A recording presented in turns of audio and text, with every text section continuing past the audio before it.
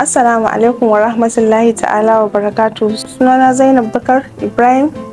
Na zo ne takaitaccen magana ne akan cutar sanyi infection wanda yake damun mata da kuma maza.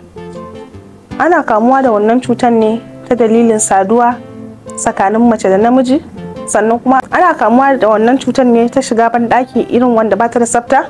In ka zo banɗaki immediately in za ka yi fitsari yana da kyau ka tabbatar da cewa wannan guri da ka zo ka yi fitsari a kai yana da kyau kafin ka suguna ka yi fitsari. Ni wani lokaci zan iya zuwa banɗaki in ga banɗaki bayi da muhalli mai kyau, gaskiya sai dai in yi shi a tsaye saboda gudun cutan sanyin mara, saboda cutan sanyin mara yana da illa sosai a jikinmu. Ya kamata a matsayinmu na mu mata mu dinga kiyayewa. Ana kamuwa ta sallaka kwata.